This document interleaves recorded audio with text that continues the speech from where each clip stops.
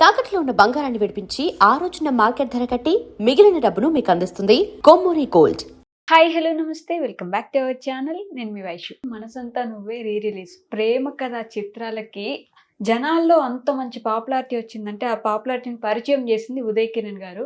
Cinema రిలీజ్కి almost 25 సంవత్సరాల తర్వాత కూడా ప్రతి ఒక్క 90s కిడ్ రెడీగా ఉన్నారు రేపు సినిమాకి వెళ్ళిపోవడానికి. అంత మంచి మూవీ అనమాట.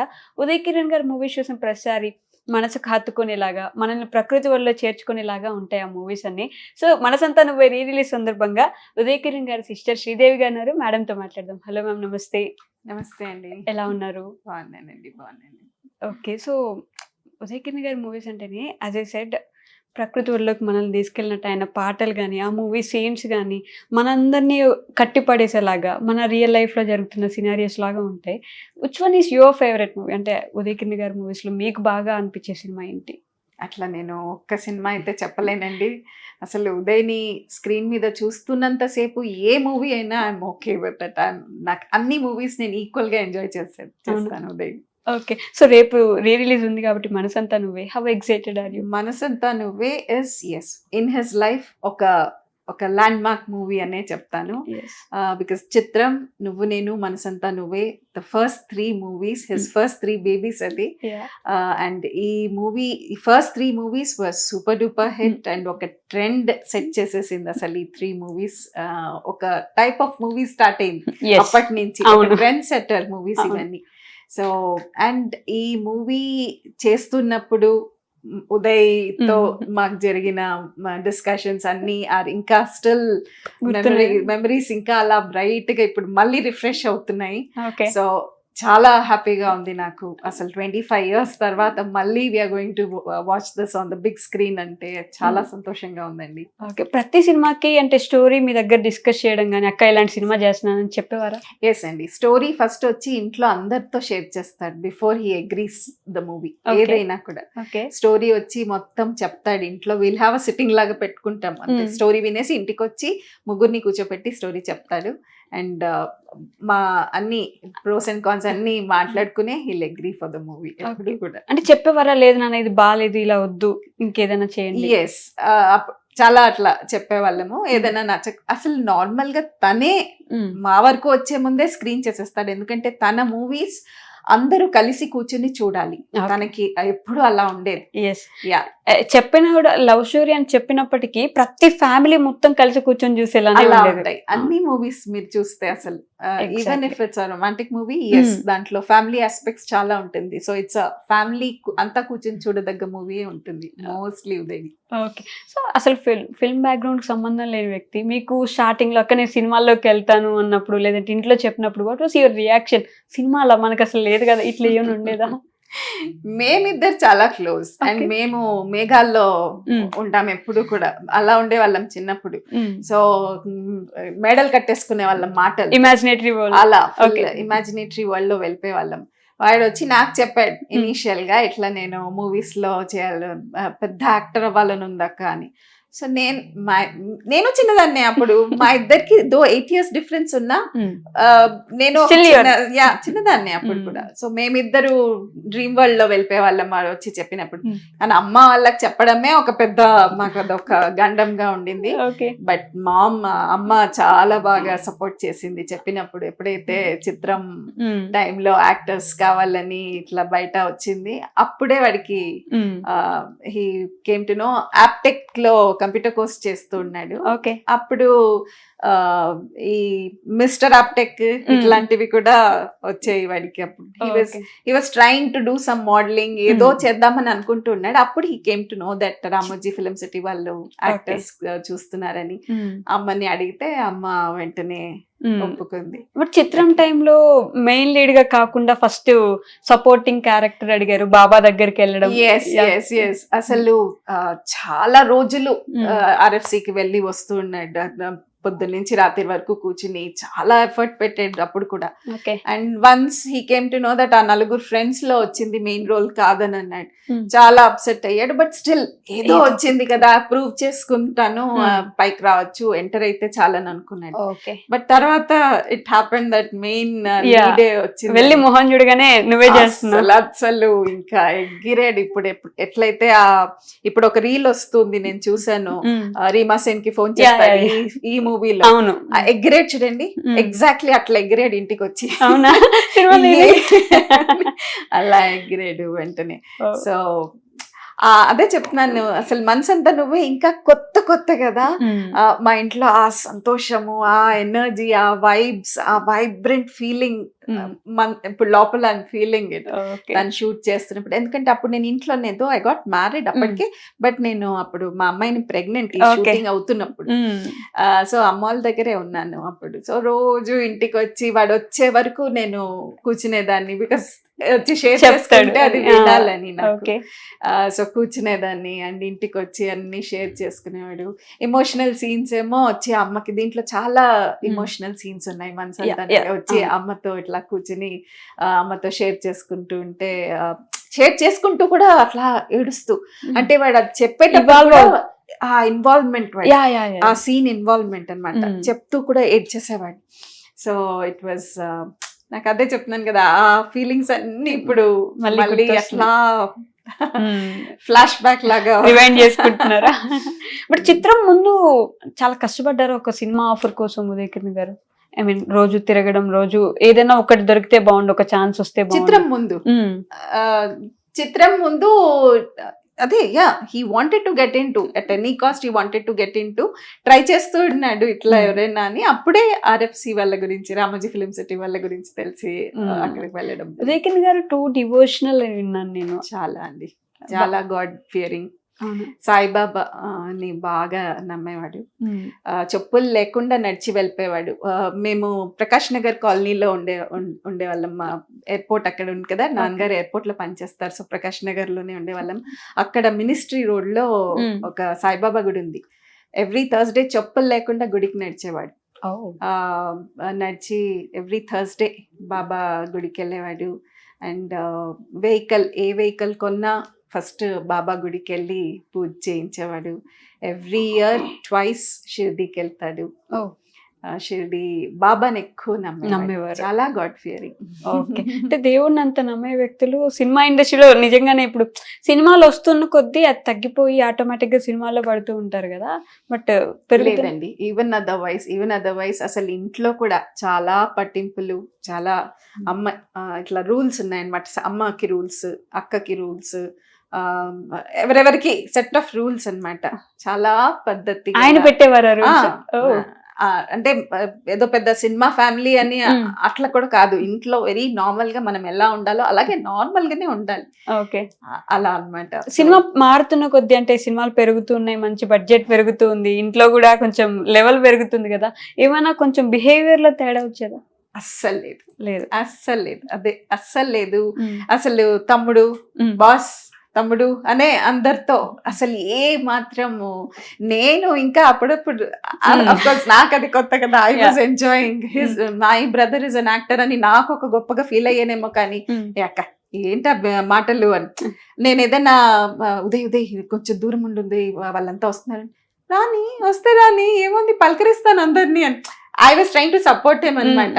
అలా he was very very very easy going. Okay, polite ఉండేవారు. చాలా అభిమానులతో మాట్లాడేవారు. చాలా అభిమానం అసలు. అదే ఎవ్రీవన్. తను రెడీ అవుతుంటే నేను వెళ్ళి చూసేదాన్ని. తను ఏ టైంకి కిందికి దిగుతాడని తెలుసు కదా అక్కడ. అంత బిల్డింగ్ చుట్టూరు వచ్చి కాలేజ్ పిల్లలు వచ్చి నించునేవారు. సో అదంతా ఒక ఫేస్. ఇదంతా మనసంతా నువ్వే టైమే. చెప్పిందంతా మనసంతా నువ్వే టైంలో. అసలు ఆ స్టోరీ ఇన్వాల్వ్ అవ్వడం కానీ, సీన్ టు సీన్ ఆయన ఏడ్చినప్పుడు మనం ఏడుస్తాం యాజ్ ఏ ఆడియన్ అక్కడ కూర్చొని, ఆయన హ్యాపీగా ఫీల్ అయితే వి యూస్ టు ఫీల్ హ్యాపీ కదా. మీకు ఆ స్టోరీ, ఐ మీన్ ఆ సినిమా ఫస్ట్ టైం అప్పుడు చూసినప్పుడు ఎలా ఉండింది ఎక్స్పీరియన్స్? ఉదయకిరణ్ గారితో కలిసి చూసారా? రిలీజ్ రోజే చూసాము. అండ్ అసలు ఫుల్ ఏడ్చారా? ఉదయకిరణ్ గారు కూడా ఏడ్చారా? అంటే వాజ్ హీ ఎమోషనల్ పర్సన్? అంటే ఎస్ చాలా ఎమోషనల్ అండి, చాలా ఎమోషనల్. తనకి ఏదైనా బాధగా ఉంది అంటే తను ఎక్కువ చూసిన మూవీ సాగర్ సంగమం అండి. తనకి if he wants to really cry out, Sagar సంగమం పెట్టుకుని ఏడ్చేసేవాడు. తను కూడా మాట్లాడుతూ ఏడ్చేస్తాడు అప్పుడప్పుడు ఏదైనా ఎమోషనల్ గా ఉంటే. He's a very very emotional person, very emotional, very down to earth, అసలు వెరీ సెన్సిటివ్. అక్క తమ్ముడు బాండ్ ఉంటది కదా, అది బయట వాళ్ళకి చెప్పినా అర్థం కాదు. మీ ఇద్దరి మధ్యలో ఎలా ఉండేది అసలు పర్సనల్ గా? అమ్మ నాన్నకి చెప్పనవి కూడా మీరు ఇద్దరు మాట్లాడుకోవడం? అలా అమ్మకి చెప్పనివి కొన్ని అలా వచ్చి షేర్ చేసుకునేవాడు ఎప్పుడు కూడా. ఈవెన్ షూటింగ్ లో ఏదైనా చిన్న చిన్న నట్ కట్ పనులు అలాంటివి కూడా వచ్చి వెంటనే షేర్ చేసుకునేవాడు. అట్లా హీ వాస్ వెరీ ఫ్రెండ్లీ. మీ ఇద్దరి మధ్య డిస్టెన్స్ ఎప్పుడైనా పెరిగింది? ఎప్పుడు గొడవలు పడ్డం ఎప్పుడూ లేదు. ఎప్పుడైనా కోపం వచ్చినప్పుడు కూడా ఒక్కసారి అక్క నేను నీతో మాట్లాడిన పో అక్క అంటాడు. But within 2 minutes he'll call, కాదక్క అట్లే కాదక్క అని మళ్ళీ 2 minutes హీల్ కాల్. అట్లా సో ఎప్పుడు అసలు వదిలిపెట్టి ఉండరు. మహతితో మాట్లాడుతున్నప్పుడు షీ సెడ్ అంటే చాలా పొసెసివ్ నా విషయంలో మా మామ. చాలా, అదే చెప్పాను కదా, సెట్ రూల్స్ ఉన్నాయి. చాలా పొసెసివ్ అన్నమాట. ఎవరు ఈవెన్ తనకి చిన్న అప్పుడు, ఇప్పుడు కొంచెం మోడర్న్ అయిపోయారు గర్ల్స్ అంతా. అప్పుడు దానికి 2 జడలు వేయాలి, 2 జడలు వేసి పంపించాలి. ఫోన్లు, ఐప్యాడ్లు, ఇప్పుడు ప్రతి చిన్న చిన్న పిల్లల దగ్గరే ఫోన్లు. దానికి చిన్న ఐప్యాడ్ కొంటానంటే ఎందుకు, ఇప్పుడే ఎందుకు, అంత ఎక్స్పోజ్ ఎందుకు చేస్తావు అని. అసలు వెరీ పొసెసివ్ అబౌట్ హర్.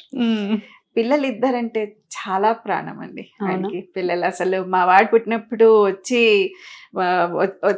ఇట్లా బిడ్డను ఎత్తుకుని this is my boy, I'm going to bring him up in my style అని అన్నాడు. చాలా అభిమానం. వాళ్ళిద్దరు చాలా క్లోజ్, మామ అల్లుడు బాగా క్లోజ్. వాళ్ళిద్దరు కొంచెం టైం గడిపిన చాలా.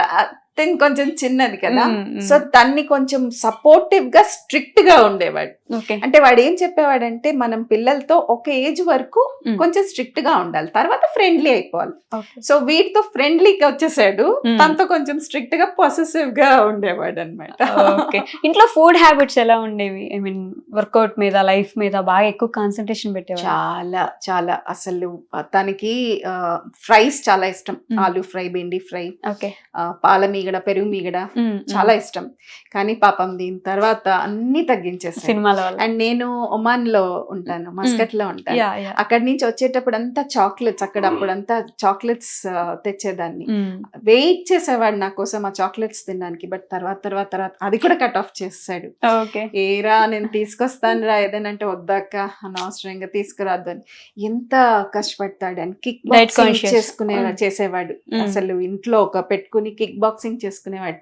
అక్కడ ఇల్లంతా రీసౌండ్ వచ్చేది ఆ అరుపులకి. ఏం చేస్తున్నావు అంటే ఆ కిక్ బాక్సింగ్ అంత ఇన్వాల్వ్మెంట్ తో. ట్రెడ్మిల్ మీద పరిగెట్టేవాడండి, ఏమి స్పీడ్ లో పరిగెట్టేవాడు. ఇంత ఎలివేషన్ పెట్టుకుని స్పీడ్ లో పరిగెట్టేవాడు. ఆ పరిగెట్టేటప్పుడు కూడా ముందు ల్యాప్టాప్ మీద ఒక మూవీ పెట్టుకుని తను అన్ని లాంగ్వేజ్ మూవీస్ చూసేవాడు. అంటే హీ యూస్ టు గ్రాబ్ అన్ని దగ్గర నుంచి అట్లా ఇన్ఫర్మేషన్ తీసుకుని తనని బెటర్ చేసుకోవాలి సినిమాకి అని అన్ని language movies, Korean movies, Malayalam movies, Tamil movies చూసేవాడు బాగా. స్ట్రెస్ వచ్చినప్పుడు ఏం చేసేవారు? మీ దగ్గర ఏమైనా మాట్లాడడం, లేకపోతే ఏడవడం, అందరిని వదిలేసి దూరంగా వెళ్ళడం? డ్రైవ్ వెళ్ళిపోయాడు. డ్రైవ్కి వెళ్ళేటప్పుడు మళ్ళీ ఒంటరిగా వెళ్ళాడు, పక్కన కూర్చోవాలి. నేను కూర్చోవాలి కానీ ఏం మాట్లాడకూడదు, పక్కన కూర్చోవాలి. మ్యూజిక్ పెట్టుకుంటూ డ్రైవ్కి వెళ్ళిపోయేవాళ్ళం. తనకి ఏదైనా కొంచెం వర్క్ స్ట్రెస్ ఏమైనా ఉందని అప్పుడు అర్థం అవుతుంది నాకు. అక్కడ డ్రైవ్ పోదామంటాడు, కూర్చుంటాం.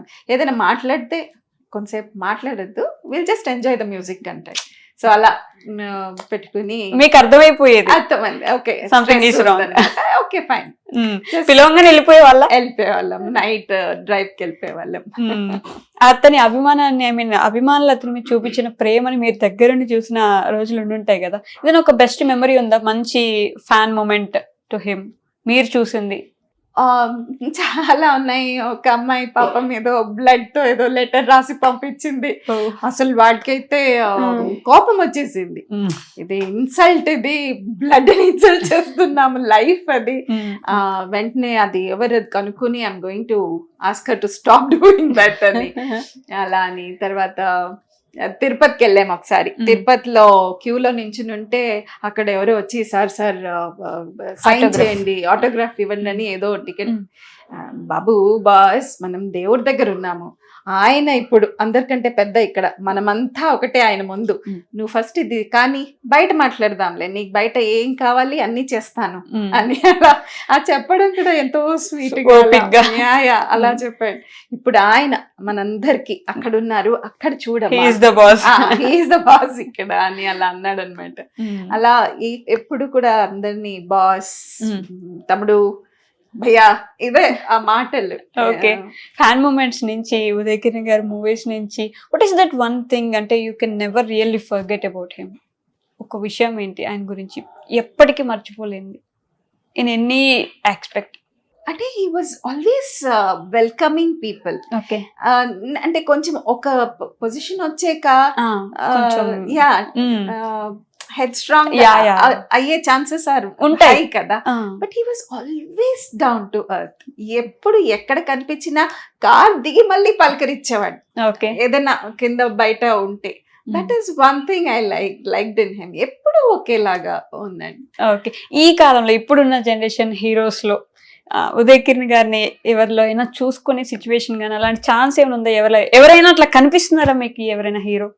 నాకు నాని గారు చాలా ఉదయ్ లాగా ఉంటారు, న్యాచురల్ గా ఉదయ్ లాగా కనిపిస్తారు.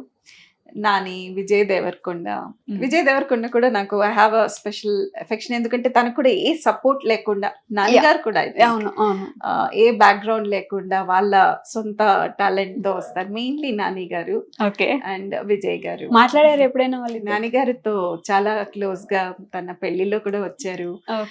అండ్ తర్వాత కూడా నాని గారు ఇంటికి వచ్చారు, జరగడం తర్వాత కూడా ఇంటికి వచ్చి పలకరించారు. ఐ మీన్ ఉదయ్ కిరణ్ గారి గురించి ఏమైనా చెప్తారా మీకు? ఇట్లా జరిగింది, ఇట్లా నేను ఆయన సినిమాలు చూసేవాడిని, అలా ఏమైనా చెప్పేవారా నాని గారు? వీళ్ళిద్దరు అప్పుడు చాలా క్లోజ్ కూడా.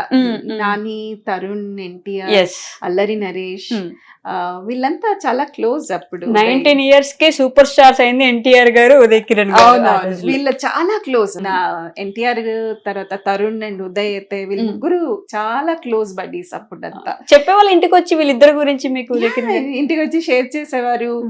తరుణ్ ఇంటికి వెళ్ళి ఒకసారి లంచ్ కి పిలిచారు. తరుణ్ వాళ్ళ అమ్మగారు, సారీ ఎన్టీఆర్ గారు అమ్మగారు ఇంటికి పిలిచి లంచ్ కి వెళ్ళారు. సో ఇంటికి వచ్చి అప్పుడు వాళ్ళు ఏమేమి మాట్లాడారు అన్ని షేర్ చేసుకున్నారు వచ్చి. మంచి క్లోజ్ ఉండే వాళ్ళు. yes okay, so wrapping it up, సినిమా రిలీజ్ అవుతుంది కాబట్టి ఆడియన్స్ కి ఏమైనా షేర్ చేసుకోవాలనుకుంటే విత్ లవ్. మనము కాసేపు రియాలిటీని పక్కన పెట్టేసి అసలు ఉదయ్ని థరోలీ ఎంజాయ్ చేద్దామండి పెద్ద స్క్రీన్ మీద. రేపు 25 years తర్వాత we're going to relive those lovely moments of the lover boy on the Valentine's Day. Wow. So let's enjoy that. But lastly, ఇప్పటికీ ఆయన మీద అంత అభిమానం చూపిస్తున్నారు కదా, అది ఏమనిపిస్తుంది మీకు దాని గురించి ఆలోచిస్తే? ఇప్పటికీ ఆయన గురించి మాట్లాడే వాళ్ళు, ఉదయ్ కిరణ్ గారు నా ఫేవరెట్ హీరో అని చెప్పే వాళ్ళు ఉన్నారు కదా, ఎలా అనిపిస్తుంది ఆ విషయం? అంత మనసుల్ని దోచుకున్నాడు వాడు. అంత he's engraved himself into everyone's heart. Yes, he lives forever. Yes. Thank you, ma'am. Thank you so much. Thank you so much, Andy.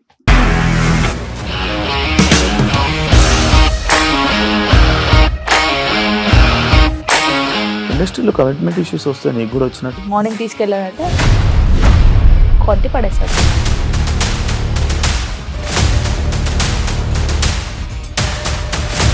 ఒక్కళ్ళు కూడా చూడలేదు ఈ సినిమా అని చెప్పడానికి కూడా చాలా ధైర్యం కావాలి. అది నిజం కదా, దాంట్లో ధైర్యం ఏంటి? ఇది నెక్స్ట్ డే ప్లేట్ మార్చేస్తే తప్పు కదా. As of now we're comfortable this అని నేను అనుకుంటున్నాను. రష్మిక గారిది మీది ఒకే ఊరంట కదా? నీకు కోపం వచ్చిందంటే బాగా తిట్టేత్తరా? తిట్టేద్దామండి. నిజంగా గేమ్ ని ఎలా చేంజ్ చేయగలిగారు? ఏపీఎస్ఎఫ్సి వాళ్ళకి 6 నెలల్లో నేను 6 లక్షలు కట్టా. బిజినెస్ చేయాలనుకుంటే it is as difficult as riding a tiger.